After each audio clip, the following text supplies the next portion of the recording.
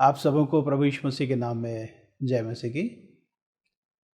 मैं परमेश्वर को धन्यवाद देता हूं कि फिर से एक अवसर हम सबों को मिल सका कि इस माध्यम के द्वारा हम एक साथ मिलकर परमेश्वर की आराधना कर सकें और उसके वचन को भी सुन सकें। आइए इससे पहले कि आज की आराधना हम प्रारंभ करें, हम प्रार्थना करेंगे। हे पिता परमेश्वर, यीशु के नाम से आपके पास आते हैं, आपके नाम को धन्य कहते हैं क्योंकि आप महान और अद्भुत हैं।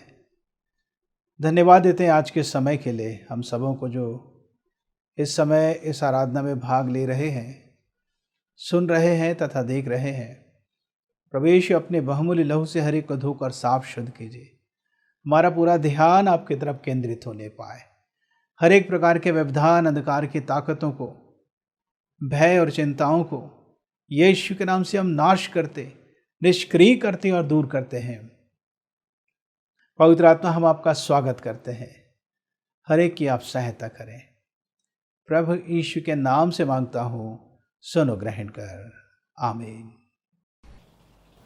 आइए हम कुछ गीतों को गाकर परमेश्वर की महिमा करेंगे। इस समय हम इस गीत को गाएंगे, अद्भुत सामर्थ से भरा यीशु नाम।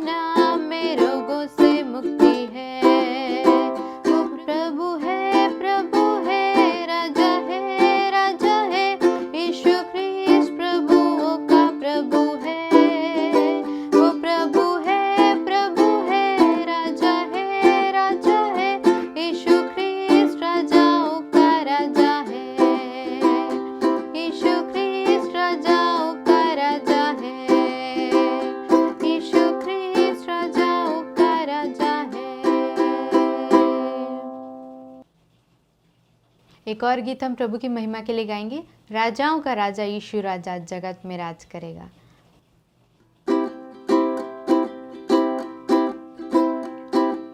राजाओं का राजा यीशु राजा जगत में राज करेगा। हालेलुया हालेलुया, उसका धन्यवाद करो, यहोवा का धन्यवाद करो, क्योंकि वो भला है, उसकी करुणा सदा की है। धन्यवाद करो, राजाओं का राजा यीशु राजा जगत में राज करेगा। हालेलुया हालेलुया, उसका धन्यवाद करो, जो ईश्वरों का परमेश्वर है, उसका धन्यवाद करो, उसकी करुणा सदा की है। धन्यवाद करो, राजाओं का राजा यीशु राजा जगत में राज करेगा। हालेलुया हालेलुया, उसका धन्यवाद करो, जो प्रभुओं का प्रभु है, उसका धन्यवाद करो, उसकी करुणा सदा की है। धन्यवाद करो, राजाओं का राजा यीशु राजा जगत में राज करेगा। हालेलुया हालेलुया, उसका धन्यवाद करो, उसको छोड़ कोई बड़े बड़े आश्चर्य कर्म नहीं करता, उसकी करुणा सदा की है। धन्यवाद करो, राजाओं का राजा यीशु राजा जगत में राज करेगा। हालेलुया हालेलुया, उसका धन्यवाद करो, उसने अपनी बुद्धि से आकाश बनाया, उसकी करुणा सदा की है।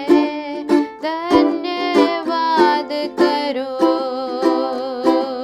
राजाओं का राजा यीशु राजा जगत में राज करेगा। हालेलुया हालेलुया, उसका धन्यवाद करो। हालेलुया हालेलुया, उसका धन्यवाद करो।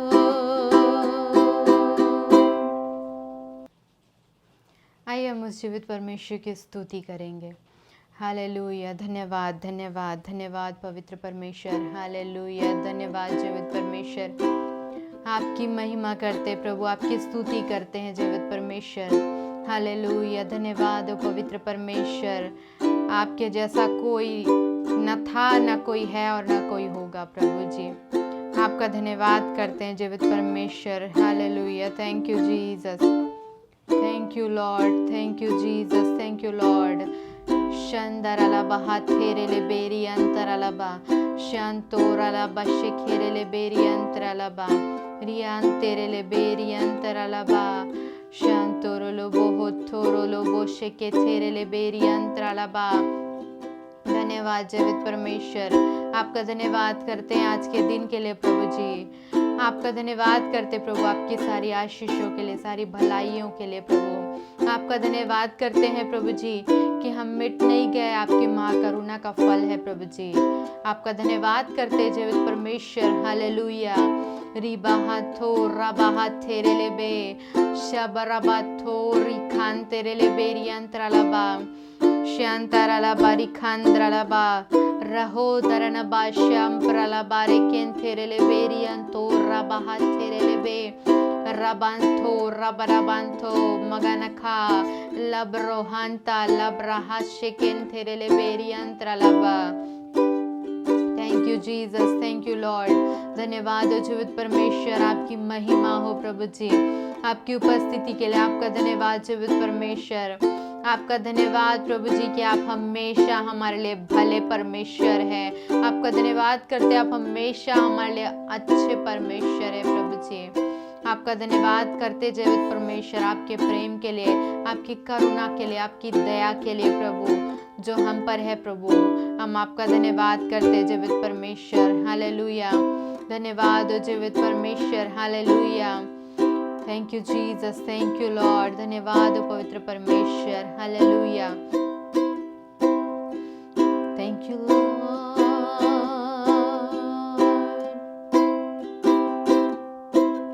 गर्भ के समय से पाला है,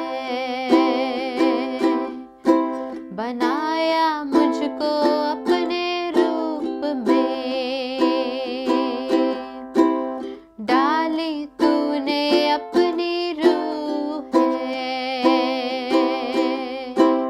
भर दिया अपने नूर से। गर्भ के समय से पाला है, बनाया मुझको अपने रूप में,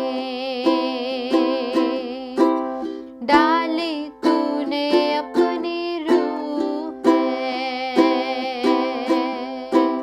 भर दिया अपने नूर से। माँ के समान तू है, माँ की तरह तू ख्याल रखता है,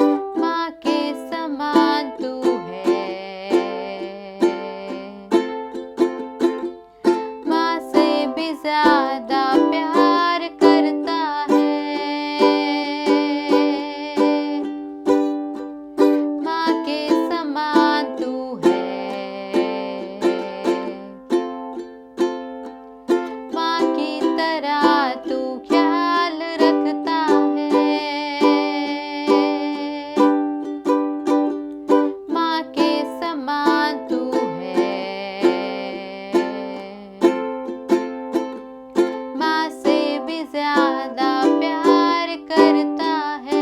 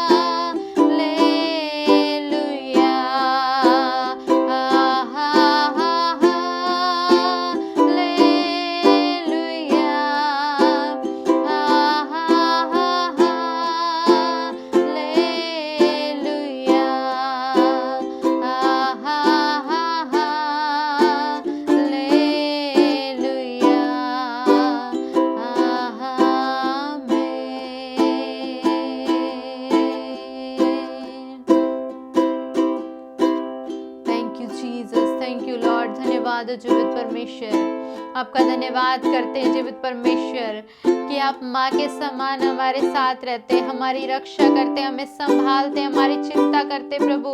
बल्कि माँ से भी बढ़कर आप हमारा ध्यान रखते हैं, माँ से भी बढ़कर आप हमसे प्रेम करते जीवित परमेश्वर। हम आपका धन्यवाद करते प्रभु जी, आपकी महिमा करते जीवित परमेश्वर, आपके अनोखे प्रेम के लिए, आपके गहरे प्रेम के लिए आपका धन्यवाद करते जीवित परमेश्वर, आपकी महिमा करते हैं प्रभु जी। धन्यवाद पवित्र परमेश्वर, आपके अगापे प्रेम के लिए, आपके अतुलनीय प्रेम के लिए, आपके बिना स्वार्थ के प्रेम के लिए प्रभु, आपके निस्वार्थ प्रेम के लिए हम आपका धन्यवाद करते हैं जीवित परमेश्वर। धन्यवाद महान परमेश्वर। शंदरलबा शेखोरियंतरलबा रेकेथेरेले बेरियंतरलबा शबरबंथोर बहांतेरेले बेरियंतरलबा रिखांतेरेले बेरियंतरलबा। इस समय जीवित परमेश्वर एक के लिए आपसे विनती और प्रार्थना करते हैं जीवित परमेश्वर, हर एक की सहायता करिए इन दिनों में जीवित परमेश्वर।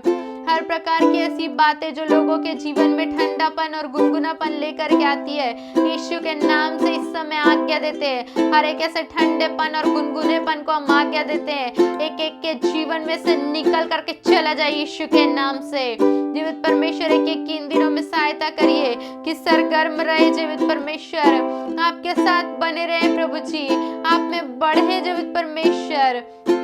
ओ रबा तेरे बेरियंत्रलबा शांतिरे बेरियंत्रलबा।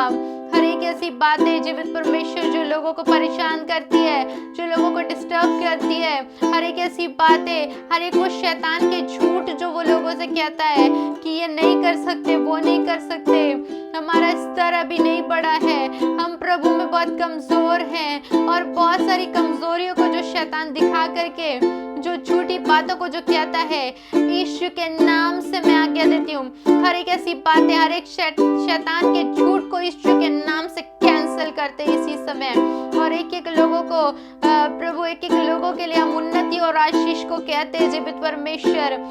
हर एक प्रभु जी आपके स्वरूप और समानता में सिरजे गए लोग जीवित परमेश्वर, हर एक के अंदर आपका अंश है प्रभु जी, हर एक को आपने अपने स्वरूप और अपनी समानता में बनाया जीवित परमेश्वर।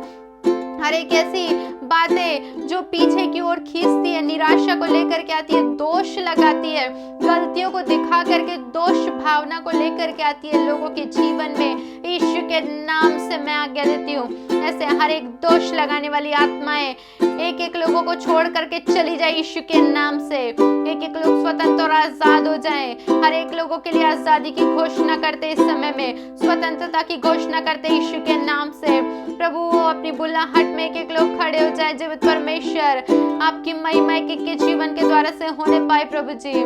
धन्यवाद करते जीवित परमेश्वर, आपकी महिमा करते प्रभु जी। एक एक लोगों के संग और साथ हुई इन दिनों में प्रभु, हर एक आप में बढ़ने पाए, आप में उन्नति करने पाए जीवित परमेश्वर, और आपकी महिमा हर एक के जीवन के द्वारा से हो सके प्रभु जी। हर एक लोगों को, जितने लोग कनेक्टेड है प्रभु, हर एक को आपके हाथों में सौंपते हैं। हर एक की इन दिनों में अगुवाई करिए प्रभु जी। हर बातों में हम आपका धन्यवाद करते प्रभु जी। इस छोटी विनती को प्रभु यीशु मसीह नासरी के नाम से मांगते हैं, आमीन। आप सबों को प्रभु यीशु मसीह के नाम में अभिवादन।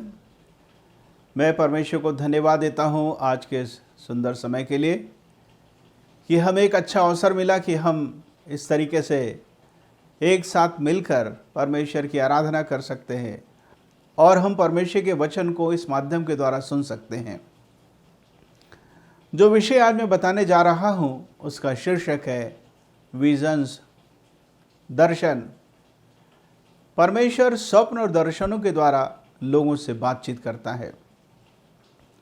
अय्यूब की पुस्तक उसका 33 अध्याय 14 और 15 वचन से आगे पढ़ेंगे तो पता चलेगा, ईश्वर एक क्या वरन 2 बार बातचीत करता है, स्वप्न के द्वारा या दर्शन के द्वारा।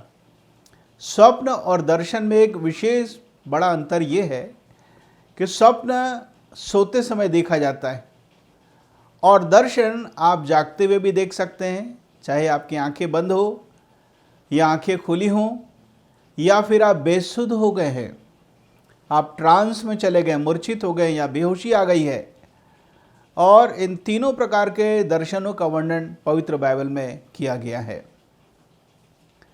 मैं कहना चाहता हूं कि स्वप्न और दर्शन ये पवित्र आत्मा की भाषा है। पवित्र आत्मा इस तरीके से काम करते हैं। पुराने नियम में जब बाइबल नहीं थी, बाइबल छपी ही नहीं थी, लोगों के पास मौखिक इतिहास था, एक पीढ़ी से दूसरी पीढ़ी तक वो बोलकर पहुंचा देते थे, कह देते थे, बता देते थे।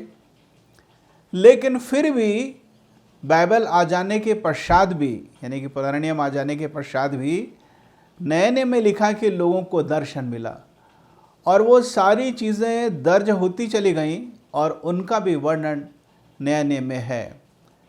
पुराने नियम में योएल नबी ने कहा, अंत के दिनों में ऐसा होगा कि जवान दर्शन देखेंगे और पुण्य जो है वो स्वप्न देखेंगे।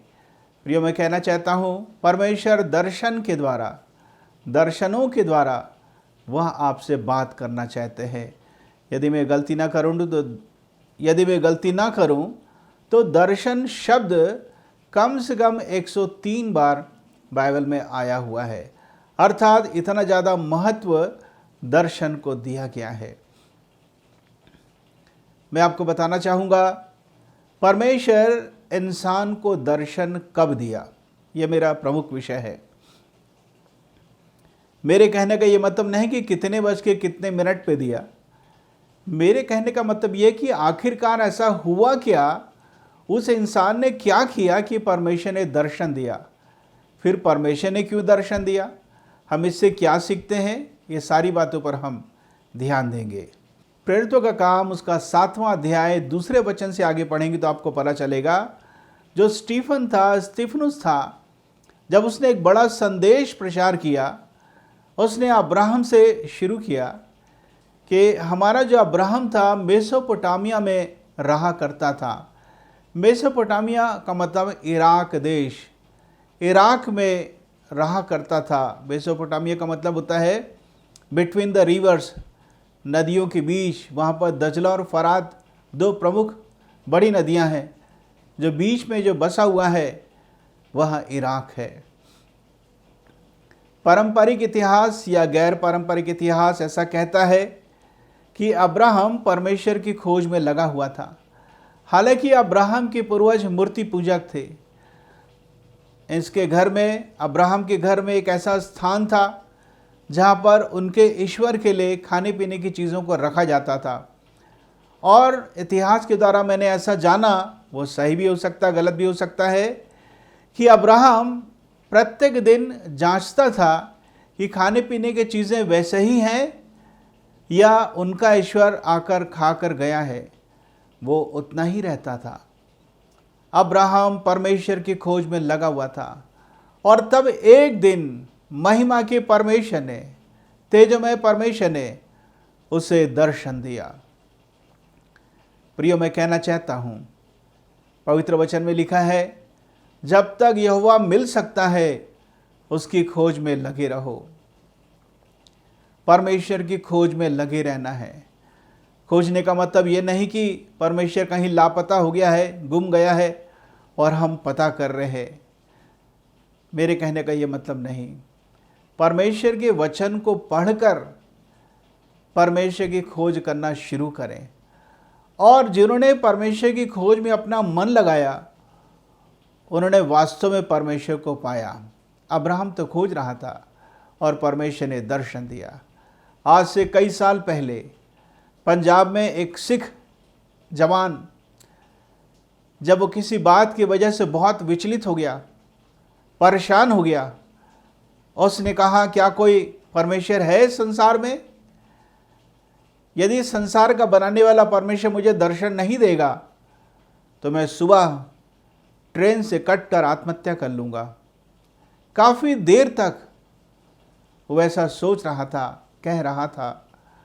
और तब तेजोमय परमेश्वर प्रभु यीशु ने दर्शन दिया और यही जवान आगे चलकर प्रसिद्ध प्रचारक बन गया और उनका नाम है साधु सुंदर सिंह।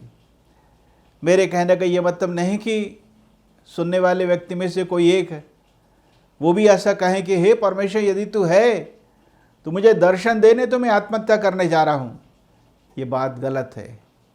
इसे सिद्धांत न बनाएं, परंतु सीखें। आज से करीब 60-70 साल पहले कोरिया में, दक्षिण कोरिया में किसी टीचर ने कह दिया बच्चों को, प्राइमरी स्कूल के बच्चों को, कि जिसकी गर्दन लंबी होती है उसे टीबी हो जाती है। एक बच्चा ऐसा था जिसकी गर्दन वास्तव में लंबी थी। वो प्रत्येक दिन अपने गर्दन को नापता था आईने के सामने खड़े होकर। उसे लगा कि उसकी गर्दन तो सबसे ज़्यादा लंबी है। टीचर ने कहा उसे टीबी हो जाएगी जिसकी गर्दन लंबी होती है। वो उसी विचार में जीने लगा।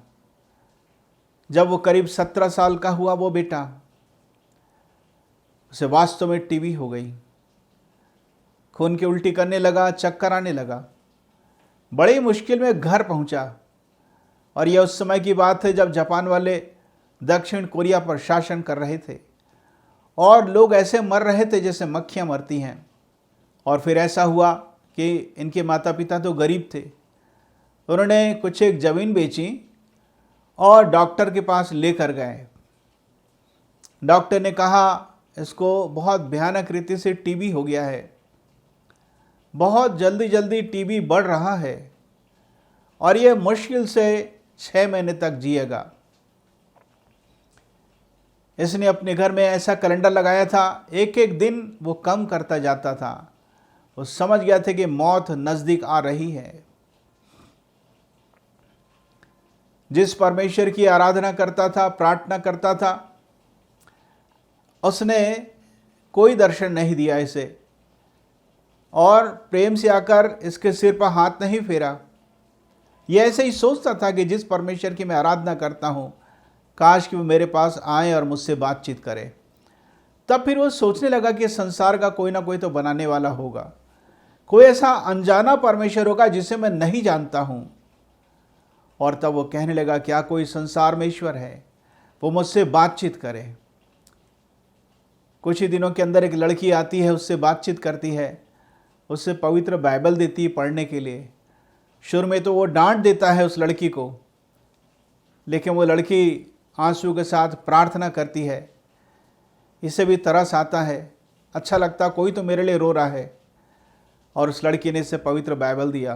पवित्र बाइबल को इसने पढ़ना शुरू किया और एक बात उसे अच्छे से समझ में आ गई नए नियम में कि यीशु नाम का एक ऐसा शख्स है, एक ऐसा व्यक्ति है जिसके पास जो भी समस्याग्रस्त लोग आए, प्रभु यीशु ने सबको जवाब दिया, ठीक किया,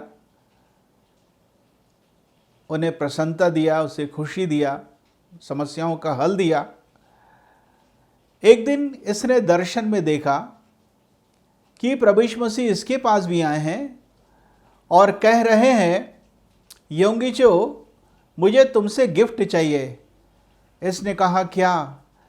प्रभु यीशु ने कहा कि तुम्हारा जीवन, तुम्हारा शरीर। इसने कहा, प्रभु मैं तो टीबी के कारण मर रहा हूँ। प्रभु यीशु मसीह एकदम से नज़दीक आए और योंगिचो ने प्रभु यीशु के शरीर को छू लिया। जैसे ही उन्होंने छुआ, उन्हें जोर से करंट जैसे लगा और वो गिर गए ज़मीन पर। और जब वो होश में आए तो प्रभु यीशु मसीह अदृश्य हो गए थे और उस दिन के पश्चात उनकी तबीयत ठीक हो गई। हालेलुया। ना खून की उल्टी होती थी, ना ही बुखार होता था। टीबी गायब हो गया और आज के डेट तक, आज के समय तक वो जीवित हैं। विश्व के सबसे बड़े चर्च में से एक चर्च उनका है। 8 से 10 लाख उनके चर्च के सदस्य हैं। Pentecostal church. प्रियो, मैं कहना चाहता हूँ, परमेश्वर दर्शन कब देता है? जब आप उसकी खोज में लगे हों। हालांकि पवित्र बाइबल में ऐसा भी लिखा है, धन्य है वे जो बगैर देखे विश्वास करते हैं। यदि आप पवित्र वचन को पढ़ते हैं, बाइबल के वचन को सुन लेते हैं, तो विश्वास कर लीजिए। इसको सिद्धांत ना बनाए कि मुझे भी दर्शन चाहिए, नहीं तो मैं आत्महत्या कर लूँगा। ये बात बिल्कुल गलत है। सो आज मैं आपको ये बता रहा हूँ कि परमेश्वर दर्शन तो देता है, लेकिन दर्शन कब देता है? सबसे पहली बात, जब हम परमेश्वर की खोज में रहते हैं। दूसरी बात, यशाया 6 अध्याय पहले पद से आगे, जिस वर्ष उजिया राजा मरा उसी वर्ष यशाया ने परमेश्वर का दर्शन प्राप्त किया। बहुत ही अद्भुत दर्शन है। आपने कई बार पढ़ा होगा, सुना होगा, जरूर से आप पढ़ें। और वहाँ ऐसा लिखा है, जब उजिया मरा तब यशाया ने दर्शन देखा। ये तो इतिहास के समय को दर्शाने के लिए लिखा गया, परंतु हम इससे ये सीखते हैं, जब उजिया मरेगा तभी दर्शन मिलेगा। उजिया यहूदा देश का एक राजा था, बहुत ही प्रसिद्ध राजा था, बहुत ही अच्छा राजा था एक समय तक। लिखा है, उजिया परमेश्वर की खोज में लगा रहता था और बहुत ही अच्छा था, समर्पित था। उसे सहायता परमेश्वर की इतनी ज़्यादा मिली, इतनी अद्भुत सहायता मिली कि बहुत प्रसिद्ध हो गया, बहुत धनवान हो गया, बहुत ऊंचे स्तर पर चला गया। परंतु बाइबल में लिखा है, दूसरा इतिहास 26 अध्याय में लिखा है, परंतु उसका मन फूल उठा, अर्थात घमंड से भर गया, अभिमानी हो गया, अहंकारी हो गया। और एक दिन परमेश्वर के भवन के अंदर चला गया कि धूप की वेदी में धूप जलाए। 80 याजकों ने मना किया कि राजा आप मत जाइए, हारून के संतान ही जा सकते हैं धूप की वेदी के पास धूप जलाने के लिए। लेकिन ये सोचा कि मैं तो राजा हूँ, मेरे पास बड़ी शक्ति है, अधिकार है, बहुत पैसे वाला हूँ, परमेश्वर ने मुझे बहुत बढ़ाया, बहुत आशीष दी है, तो ये काम भी मैं कर सकता हूँ।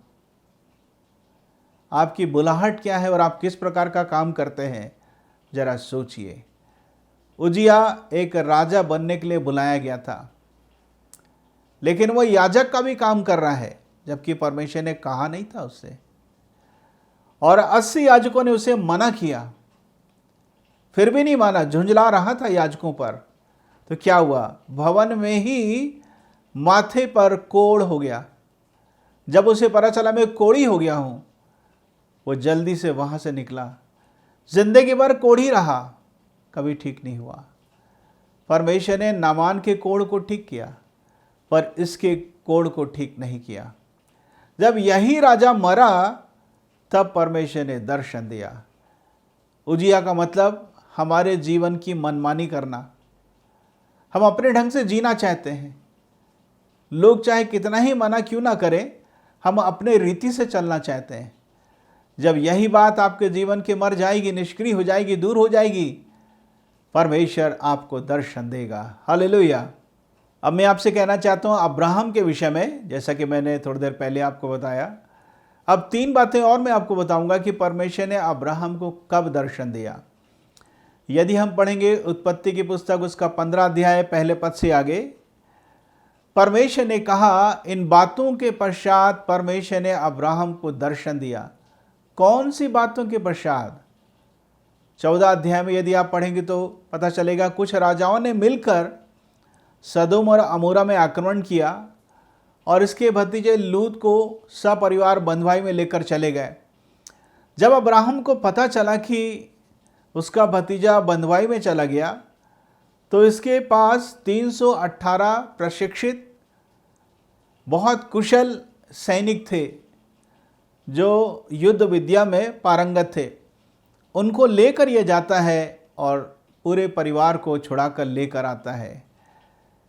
प्रियो, कई बार किसी से लड़ना और युद्ध करना थोड़ा सा कठिन हो सकता है, पर उससे भी ज़्यादा कठिन वो समय होता है जब हम जीत के वापस तो आ जाते हैं, परंतु विचार आता है कि जिन्हें हम हराए हैं कहीं उनके रिश्तेदार आ तो नहीं जाएंगे, कहीं उनसे मिलने वाले लोग, चाहने वाले लोग हमसे आके युद्ध तो नहीं करेंगे।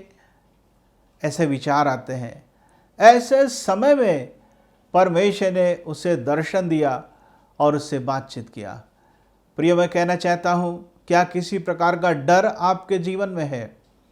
भूतकाल की गलती कहें या जो भी बात कहें, भूतकाल से जो जुड़ी हुई हैं, उन बातों को लेकर अचानक आपके मन के अंदर डर तो नहीं आता? परमेश्वर आपसे बात करना चाहता है। परमेश्वर जब अब्राहम से बातचीत कर रहा था तो अब्राहम ने परमेश्वर से कहा, हे परमेश्वर, मैं तो निर्वंश हूँ, मेरे पास कोई संतान नहीं है, मेरे पास दमिश्की एलियाजर है, वही मेरा वारिस होगा। भविष्य को लेकर भी डर अब्राहम के अंदर था। एक विचार उसके अंदर था कि मेरे पास कोई संतान नहीं है, और उस समय के कानून के अनुसार जो घर में नौकर होते थे वो ही आगे चल के वारिस बन जाते थे। अब्राहम भी ऐसा ही सोच रहा था। तब परमेश्वर ने कहा, अब्राहम डर मत, मैं तेरा फल हूँ, सबसे बड़ा फल हूँ, रिवार्ड हूँ मैं तेरा, मैं शील्ड हूँ, तेरी ढाल हूँ। प्रियो, मैं कहना चाहता हूँ, सबसे बड़ा फल आपके जीवन में परमेश्वर होना चाहिए। सबसे बड़ा रिवार्ड परमेश्वर होना चाहिए। आपके पास हो सकता है संसार की कई चीज़ें ना हो, कई सुविधाओं से आप वंचित हो सकते हैं, पर इस बात में आप खुशी मनाएं कि परमेश्वर आपके साथ है। हालेलुया। मैं तो कई बार ऐसा सोचकर बहुत खुश होता हूँ। हालांकि मैं गरीब नहीं हूँ, मैंने संघर्ष किया कई बार अपने सेवकाई के दौरान, लेकिन परमेश्वर ने मेरा साथ नहीं छोड़ा, मैंने परमेश्वर का साथ नहीं छोड़ा और परमेश्वर ने मुझे यहाँ तक पहुँचाया। अब हम देखेंगे उत्पत्ति की पुस्तक उसका 17 अध्याय पहले पद से आगे। फिर ऐसा हुआ कि परमेश्वर ने अब्राहम से दर्शन के द्वारा बातचीत किया। लिखा है, जब अब्राहम 99 वर्ष का हो गया तब परमेश्वर ने बातचीत किया और कहा, मेरे सामने चल, एक बच्चे के समान मेरे सामने चल और सिद्ध होता चला जा। परमेश्वर ने क्यों दर्शन दिया?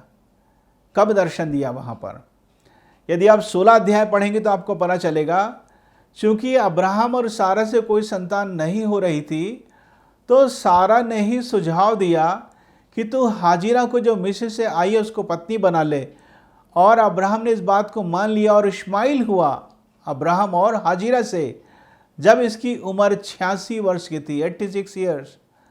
और जब 13 साल बीत गए, 99 वर्ष का हो गया अब्राहम, तब परमेश्वर ने उसे दर्शन दिया। बाइबल के कुछ एक विद्वानकार कहते हैं कि बीच के जो 13 साल है वह साइलेंट पीरियड है, शांत समय है। अर्थात परमेश्वर ने 13 साल बातचीत नहीं किया। आप इसे सिद्धांत न बनाएं, परंतु सीखने की कोशिश करें। 13 अंक विद्रोह को दर्शाता है, बलवा को दर्शाता है। किसी ने कहा कि शैतान का दर्जन 13 होता है। जैसे आमतौर पर एक दर्जन का मतलब 12 होता है, लेकिन कई लोग कहते हैं शैतान का दर्जन मतलब 13। सो 13 साल के पश्चात परमेश्वर ने बातचीत किया। एक बात मुझे सबसे ज़्यादा अच्छी लगती है, यद्यपि अब्राहम ने गलती किया, परंतु परमेश्वर ने दर्शन देकर बात करना नहीं छोड़ा। हालेलुया। इसलिए मैं कहता हूँ, यदि परमेश्वर बात बात पर असहनशील हो जाए और लोगों को दंड दे तो हम एक बार नहीं कई बार मृत्यु दंड के योग्य हैं, या कई प्रकार की सजाएं प्रत्येक दिन मिल सकती हैं, परंतु परमेश्वर प्रेम से भरा हुआ है। आपने गलती किया तो क्या हुआ, क्षमा मांगे, परमेश्वर से अपना संबंध ठीक कर लें, वह तो आपसे बात करना चाहता है। अब हम आगे बढ़ेंगे और मैं आपको बताना चाहता हूँ ये पांचवी बात कि परमेश्वर यद्यपि मनुष्यों को दर्शन तो देता है अपने अनुग्रह के आधार पर मनुष्य ऐसा क्या करता है कि वो दर्शन को प्राप्त करता है। पांचवी बात जो पाई जाती है उत्पत्ति की पुस्तक उसका 18 अध्याय पहले पद से लेकर आखिरी पद के बीच में, परमेश्वर अब्राहम को दर्शन देता है। अब्राहम को फिर से आश्वासन और निश्चय की आवश्यकता थी। रोमियो 4:18 से आगे लिखा है कि उसने निराशा में भी विश्वास किया। He believed against hope. आशा का कोई आधार नजर नहीं आ रहा था, पर फिर भी उसने विश्वास किया। परमेश्वर ने इसलिए दर्शन दिया क्योंकि अब्राहम को इसकी आवश्यकता थी, ताकि अब्राहम विश्वास में मजबूत होता चला जाए। प्रियो, मैं आपसे कहना चाहता हूँ, जैसे एक पेड़ पौधे को लगाते हैं, बराबर खाद डालना पड़ता है, पानी डालना पड़ता है, केयर करना पड़ता है, वैसे ही परमेश्वर प्रत्येक दिन आपसे बात करना चाहते हैं। कोई ज़रूरी नहीं कि हर दिन आप दर्शन देखें, बस परमेश्वर आपसे बात करना चाहता है। मैं कहना चाहता हूँ, परमेश्वर ने अब्राहम से बातचीत किया। अब्राहम दौड़ कर गया, परमेश्वर की आराधना किया। वो समझ गया ये परमेश्वर है और बाकी जो दो हैं वो स्वर्गदूत हैं, और पूरा परिवार मिलकर परमेश्वर तथा स्वर्गदूतों की पहुनाई किए। और तब परमेश्वर ने कहा, मैं सदोम और अमोरा को नाश करना चाहता हूँ, क्योंकि वहाँ पाप और बुराई बहुत ज़्यादा बढ़ गई है, और मैं देखना चाहता हूँ कैसे हैं वे लोग। और तब अब्राहम परमेश्वर के सामने निवेदन की प्रार्थना करने लगा, बेचवाई की प्रार्थना कर रहा था, मध्यस्थता की प्रार्थना कर रहा था। और तब परमेश्वर ने कहा, मैं उस नगर को नाश नहीं करूंगा यदि 50 में मिल जाए तो। 50 की संख्या अब्राहम ने ही रखा था। फिर अब्राहम ने कहा 45, फिर 40, फिर 10-10 कम करता चला गया। आखिरी में कहता कि हे प्रभु, यदि 10 भी मिले धर्मी तो क्या आप उस नगर को नाश कर देंगे? परमेश्वर ने कहा, नहीं, यदि 10 भी मिल जाएं तो मैं उस नगर को नाश नहीं करूंगा। अफसोस की बात 10 भी नहीं मिले।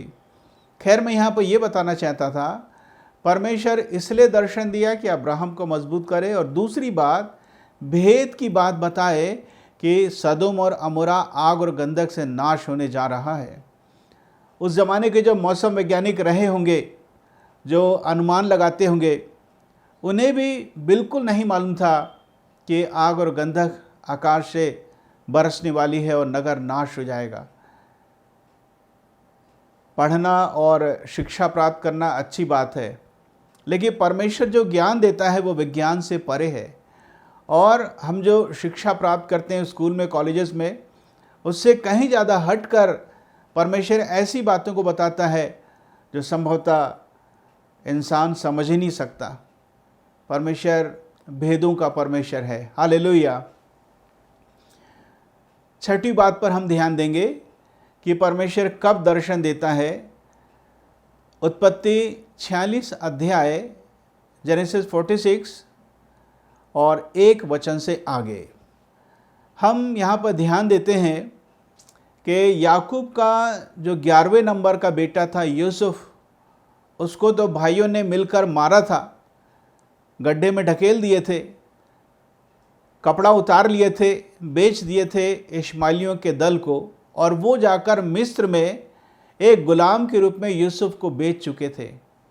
लेकिन बहुत साल के बाद जब 7 साल सुकाल की स्थिति आई, पूरे पृथ्वी पर अकाल था और 7 साल तक अकाल की स्थिति आई।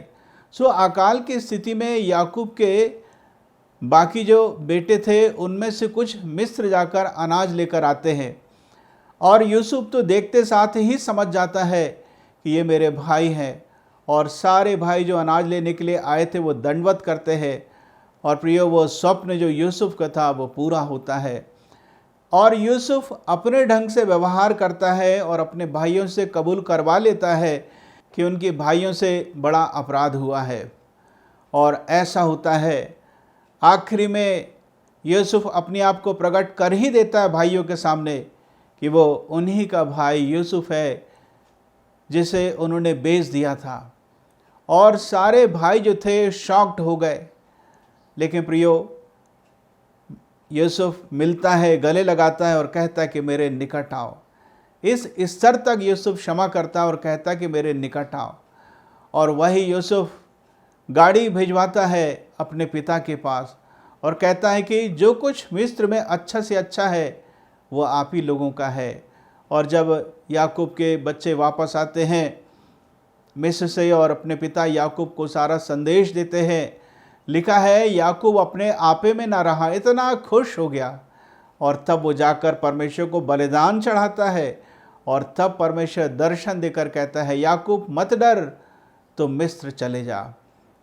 तो याकूब को डरने की आवश्यकता क्या थी? क्यों डर रहा था? वो तो अच्छी बात थी, खुशी की बात थी। प्रियो, एक बार वो धोखा खा चुका था। याकूब के बच्चों ने धोखा दिया कि यूसुफ को जंगली जानवर ने खा लिया है। अब इतने साल के बाद वही लोग कह रहे हैं कि यूसुफ जीवित है। अपने बच्चों पर यकीन नहीं कर पा रहा था, भविष्य को लेकर वो डरा हुआ था। लेकिन परमेश्वर ने दर्शन देकर कहा कि मत डर।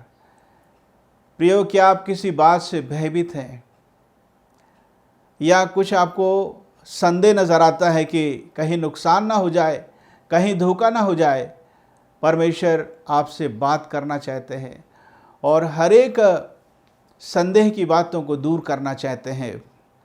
आगे बढ़ेंगे। 7वीं बात, दूसरा इतिहास पहला अध्याय 6 वचन से आगे हम देखते हैं कि जब दाऊद राजा की मृत्यु हो गई, राजा सुलेमान को अभिषिक्त किया गया और पूरा इज़राइल देश था उसके ऊपर वो शासन करना प्रारंभ किया।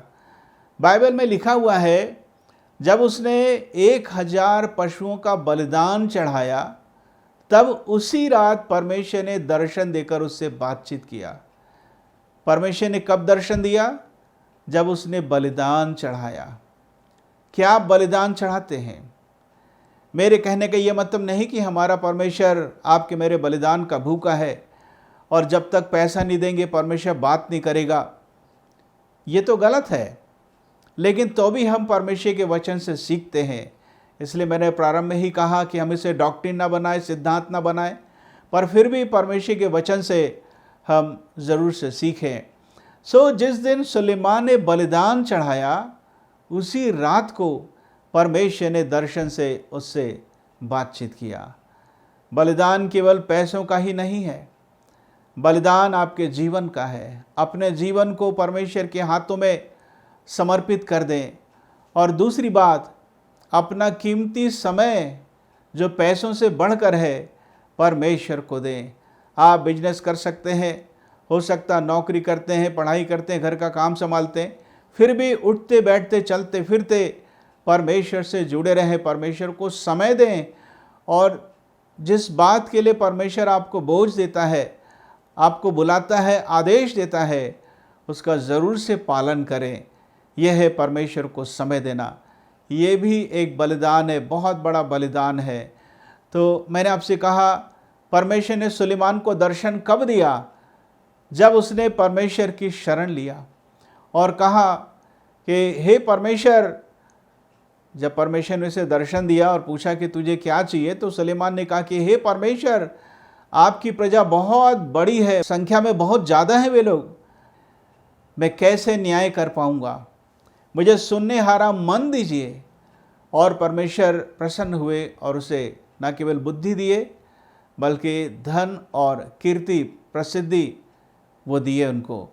मैं आपसे कहना चाहता हूँ, परमेश्वर को समय दीजिए, परमेश्वर आपसे बात करेंगे और आपको दर्शन देंगे। अय्यूब की पुस्तक उसका 42वां अध्याय 4 वचन से आगे लिखा है, हे परमेश्वर, मैंने आपको देख लिया है, मुझे अपने ऊपर बड़ी घृणा आ रही है। अय्यूब का सब कुछ चला गया था, मुश्किल से वो जीवित था, ऐसा मैं कह सकता हूँ। पता नहीं कौन कौन सी बीमारी उसको हो गई थी, विशेषकर स्किन एलर्जी। उसकी पत्नी ने भी कहा फर्क बातों को। प्रिय, मैं कहना चाहता हूँ कि अय्यूब बहुत बड़ी मुसीबत में था। किसी से कोई सहारा उसे मिल नहीं पाया। उसके मित्र भी आए, मित्रों ने भी ऐसी ऐसी बातों को कहा जिससे अय्यूब बहुत दुखित हुआ। परमेश्वर ने कहा, अय्यूब तेरे मित्रों ने भी मेरे विषय में गलत बातों को कहा है। इतने मित्रों से घिरे रहने के बावजूद भी समस्याओं का अंत नहीं हुआ और तब परमेश्वर ने बात करना शुरू किया। अय्यूब की पुस्तक 38 अध्याय से यदि आप देखेंगे तो पता चलेगा कि जब परमेश्वर ने अय्यूब से बातचीत किया तो अय्यूब कहता कि हे परमेश्वर, मैंने तुझे देख लिया है, मैं तुझे देखता हूँ और अब मुझे अपने ऊपर बड़ी घृणा आ रही है। तो परमेश्वर दर्शन कब देता है? परमेश्वर उस समय आपको दर्शन देता है जब आपके जीवन में किसी प्रकार की समस्याओं का समाधान नज़र नहीं आता, दूसरा छोर आपको नज़र नहीं आता है, जब आप निराशा में और परेशानी में पड़े रहते हैं। अय्यूब 7 का 14 और 15 में लिखा है, अय्यूब यहाँ तक दुखित और निराश हो गया था, परेशान हो गया था कि वह फांसी लगाकर ख़त्म होना चाहता था। क्या आपके जीवन में भी इस प्रकार के विचार आते हैं? फांसी लगाने के लिए, आत्महत्या करने के लिए, किसी भी तरीके से आप अपने जीवन को अंत करना चाहते हैं? प्रियो, यह विचार शैतान की ओर से है। आत्महत्या का विचार परमेश्वर की ओर से नहीं है, शैतान की ओर से है। आप समझें शैतान आपको धोखा दे रहा है और यीशु के नाम से इस विचार को डांटें और दूर करें, परमेश्वर की शरण लें। अय्यूब की यह स्थिति थी, लेकिन परमेश्वर ने दर्शन देकर उससे बातचीत किया और कुछ साल के अंतराल में सब कुछ जो अय्यूब ने खोया था वो 2 गुना प्राप्त कर लिया। हालेलुया। परमेश्वर दर्शन देकर आपसे बात करना चाहते हैं। अब मैं आपको बताना चाहूँगा दानियल के बारे में। दानियल की पुस्तक में ढेर सारे स्वप्न तथा दर्शनों का वर्णन है। दानियल ने दर्शन देखा। यदि दानियल की पुस्तक 9 अध्याय 20 वचन से आगे आप देखेंगे तो दानियल इज़राइल के लिए लगातार निवेदन की प्रार्थना कर रहा था, विनती कर रहा था, गिड़गिड़ाकर वो प्रार्थना करता था। और ऐसा समय आया कि परमेश्वर ने उसे दर्शन दिया, सरदूत को भेज दिया। सरदूत एक संदेश लेकर दानियल के पास आता है और वो बहुत बड़ा संदेश था, 70 सप्ताह का दर्शन। वैसे तो ढेर सारे दर्शन दानियल को मिले, पर यहाँ पर मैं ये कहना चाहता हूँ कि परमेश्वर ने सरदूत के द्वारा उसे दर्शन क्यों दिया या कब दिया? उस समय दिया जब दानियल इज़राइल के लिए निवेदन की प्रार्थना कर रहा था।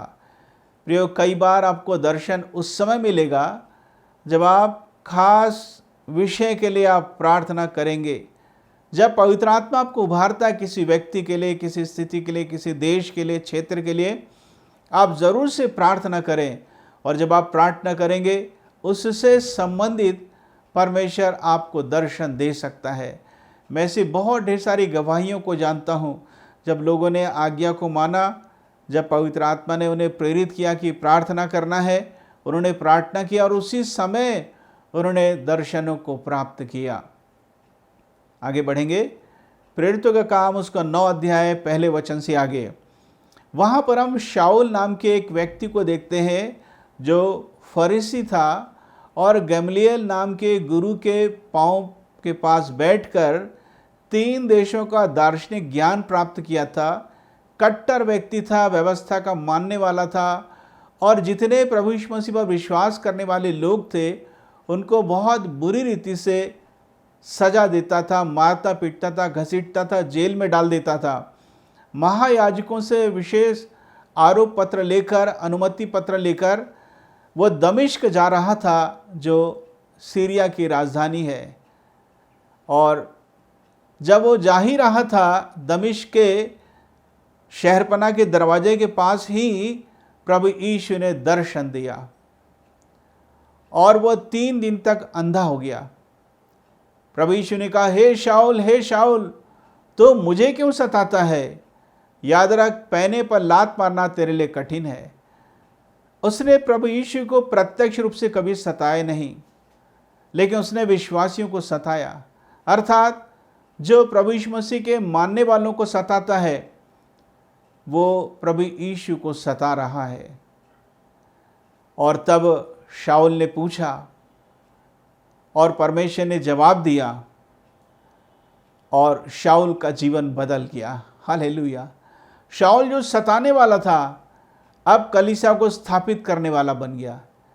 यद्यपि 12 प्रेरितों में से एक तो नहीं था, पर फिर भी प्रेरित होने का दर्जा उससे मिला और एक महान प्रेरित बना। नए नियम में अधिकांश पत्रियां पौलुस ने ही लिखा। पहले शाऊल था, बाद में पौलुस कहलाया। मैं आपसे कहना चाहता हूँ कि आप में से कोई ऐसा है जो प्रभु यीशु मसीह के काम को बंद करना चाहता है और आप क्रिश्चियन लोगों के विरोध में है, विरोध में काम करना चाहते हैं। प्रियो, मैं आपसे कहना चाहता हूँ, परमेश्वर प्रेम से भरा हुआ है। वो आपसे बात करना चाहता है। खुले विचारों से बाइबल पढ़कर तो देखिए, खुले विचारों से परमेश्वर के वचन पर ध्यान दीजिए, सुनिए। वो आपके जीवन को बदल कर रख देगा। और यदि नहीं तो एक दिन प्रभु यीशु के सामने, न्याय सिंहासन के सामने आपको खड़ा होना पड़ेगा और आपको लेखा देना पड़ेगा और उसकी जो सज़ा होगी वो नरक की आग होगी। अब मैं आपको बताना चाहता हूँ 11वें नंबर की बात, प्रेरितों का काम उसका 10 अध्याय 3 वचन से आगे। कैसरिया में कुरनेलियुस नाम का एक अन्य जाति था जो सूबेदार था। सूबेदार 100 सिपाहियों के अधिकारी होते थे। सेंचुरियन जिसे कहते हैं, सेंचुरियन से एक शब्द अंग्रेजी में बना सेंचुरी, शतक। क्रिकेट में अक्सर हम ये शब्द सुनते हैं, क्या सचिन ने सेंचुरी बनाया, ऐसा लोग पूछते हैं। तो 100 सिपाहियों का अधिकारी कुरनेलियुस था। वह परमेश्वर का भय मानता था, प्रार्थना करता था, यहूदियों को बहुत भेंट देता था, हर बुराई से परे रहता था। सब अच्छी अच्छी बात लिखी है। और वो सैनिक था, एक अधिकारी था। ऐसे विभाग में रहने के बावजूद भी उसका जीवन ठीक था। ये एक चुनौती हो सकती बाकी लोगों के लिए।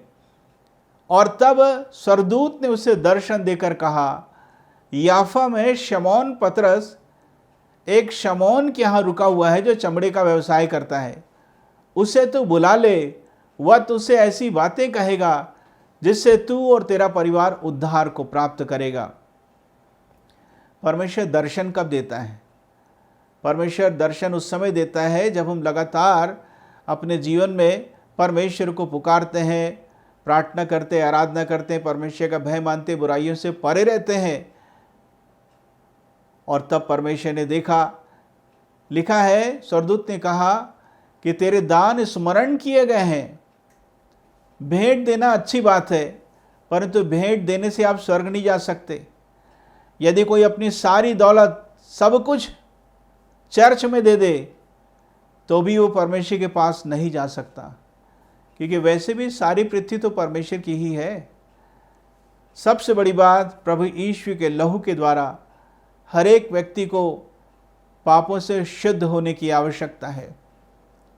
और इसलिए तो स्वर्गदूत ने कहा, तुम शमौन पतरस को बुला लो। अर्थात उद्धार के विषय में मार्गदर्शन देने के लिए उसने आदेश दिया कि शमौन पतरस को बुला लो। और जब शमौन पतरस आया तो लिखा है कि कुरनेलियुस के घर में जब वो प्रचार कर ही रहा था कि सुनने वालों पर पवित्र आत्मा उतर आया और सारे लोग पवित्र आत्मा से भरकर अज्ञात भाषा, अन्य अन्य भाषा बोलना शुरू कर दिए। उसके बाद फिर वो पानी में बपतिस्मा लिए। तो मैंने आपसे कहा कि परमेश्वर हमें दर्शन कब देता है। अब मैं आखिरी बात 12वें नंबर की आपको बताना चाहता हूँ। परमेश्वर उस समय भी दर्शन हमें देना चाहता है जब वो हमारे धारणाओं को बदलना चाहता है। परमेश्वर के नए मूवमेंट के लिए वो आपको मुझको तैयार करना चाहता है दर्शन के द्वारा। शमौन पतरस एक और शमौन के यहाँ याफा में रुका हुआ था, जैसे अभी थोड़ी देर पहले मैंने आपको बताया। प्रेरितों काम 10 अध्याय 10 वचन से आगे। और शमौन पतरस यहूदी था, इस बात को आप याद रखें। उसने छत पर जाकर प्रार्थना करना शुरू किया जब शमौन पतरस प्रार्थना कर रहा था, बेसुध होकर ट्रांस में चला गया और उसने एक दर्शन देखा कि स्वर्ग से एक बड़ी चादर उतर रही है, उसमें सभी प्रकार के चौपाए जानवर हैं उसमें, और 3 बार आवाज आई, उठ, मार और खा।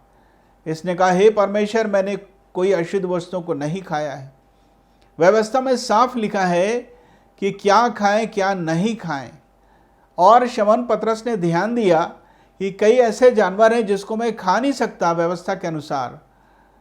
और लिखा है, जब वो दर्शन समाप्त हो गया, उस दर्शन के बारे में सोच ही रहा था कि पवित्र आत्मा ने कहा, जा, नीचे कुछ लोग आए हुए हैं तुझे ले जाने के लिए। और नीचे आकर देखता है तो पता चलता है कि कोर्नेलियुस जो सैन्य अधिकारी था, उसने कुछ एक लोगों को भेजा है कि जाकर शमौन पतरस को बुलाकर लेकर आ जाओ। और पवित्र आत्मा ने कहा कि उनके साथ चले जाओ।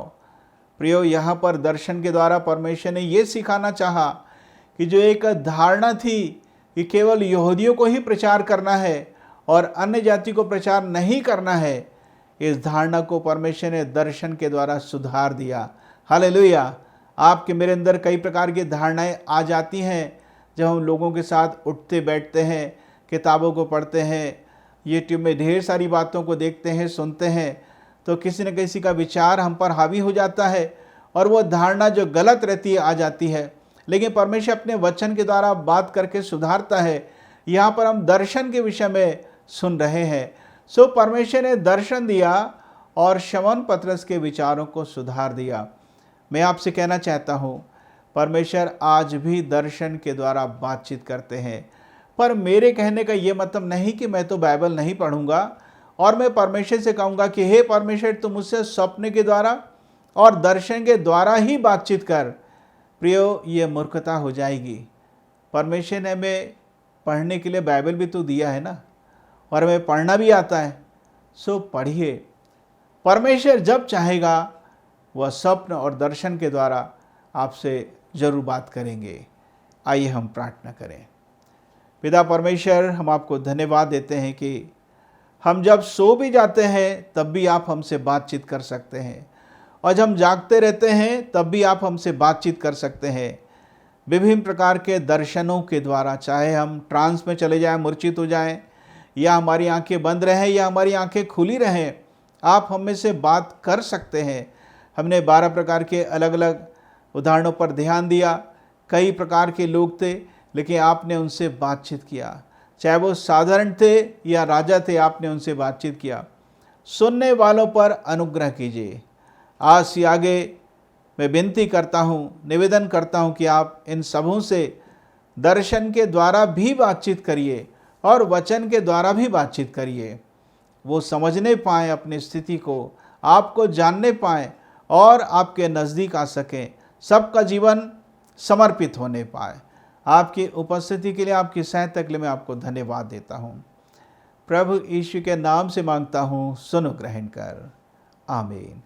अब हमारे परमेश्वर पिता का प्रेम, प्रभु यीशु मसीह का अनुग्रह और पवित्र आत्मा की सहभागिता हम में से हर एक के साथ हमेशा तक होता रहे। आमीन।